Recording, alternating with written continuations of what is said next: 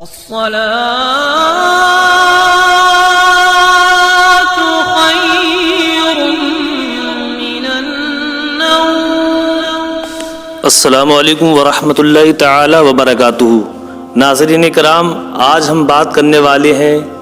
قرآن مجید میں جو آصف بن برقیہ حضرت سلیمان علیہ السلام کا تخت بلقیس پلک جھپکنے سے پہلے لے کر کے آئے تھے، اس کے بارے میں ایک انگریز نے کیا ریسرچ کی اس کے بارے میں ہم آپ کو بتانے جا رہے ہیں۔ ایک انگریز جو کہ پاکستان کا رہنے والا تھا، اس نے حضرت سلیمان علیہ السلام کا تخت بلقیس لانے کے بارے میں جو قرآن مجید میں پڑھا تھا کہ تخت بلقیس پلک جھپکتے ہی حضرت آصف بن برقیہ اس کو لے کر آ گئے تھے،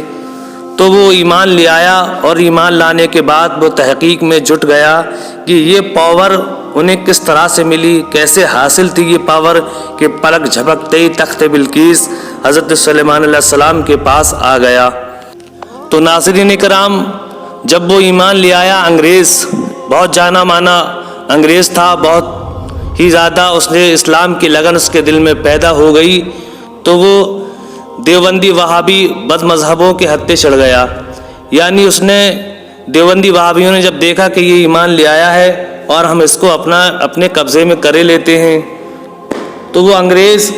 جب وہابی دیوبندیوں سے یہ سوال کرتا کہ مجھے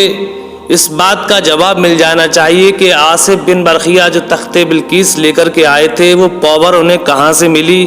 اور وہ کس طرح سے لے کر کے آئے تھے، تو انگریز کو وہ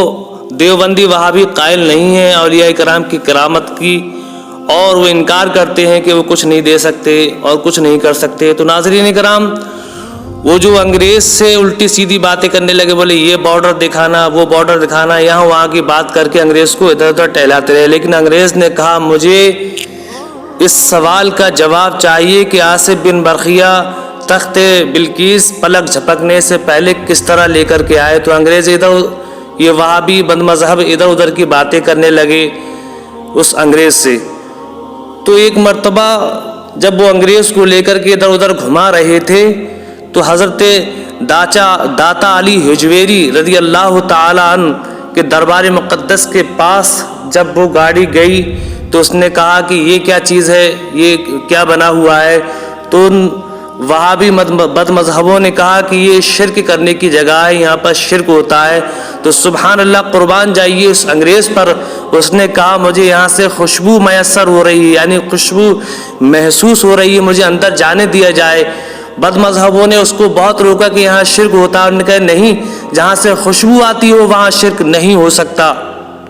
اس کے بعد ناظرین کرام، جیسے ہی وہ خواجہ علی حجویری داتا گنج بخش لاہور رضی اللہ تعالیٰ عنہ کے مزار مقدس کے قریب پہنچا، سیڑھی پر پہنچا ہی تھا تو اس نے دیکھا ایک نورانی شخص بزرگ وہاں پر موجود ہیں۔ انہوں نے انگریز کو دیکھتے ہی کہا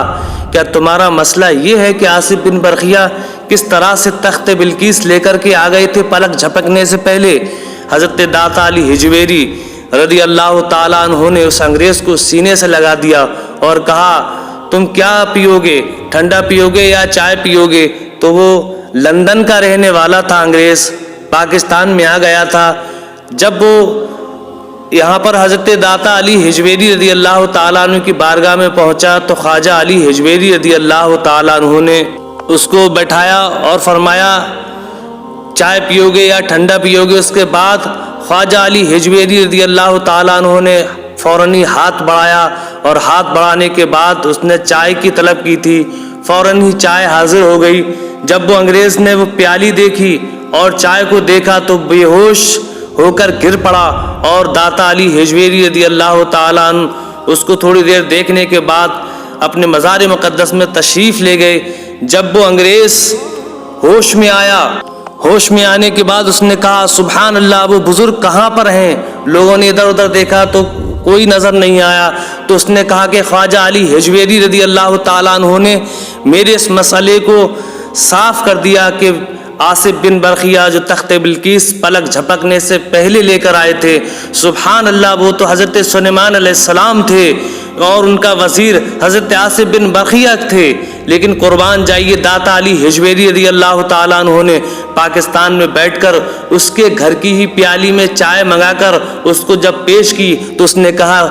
قربان جائیے آقا صلی اللہ علیہ وسلم کی شان پر، قربان جائیے داتا علی حجویری رضی اللہ تعالیٰ عنہ کی شان پر کہ یہ پیالی میرے گھر کی پیالی ہے اور یہ پاکستان میں بیٹھے ہیں، اور لندن سے پیالی اٹھی، اٹھنے کے بعد آپ نے ہاتھ بڑھایا اور اس میں چائے لی، اس انگریز کو پیش کر دی تو اس انگریز نے کہا میرا مسئلہ حل ہو گیا۔ سبحان اللہ، قربان جائیے اولیاء کرام کی شان عظمت پر،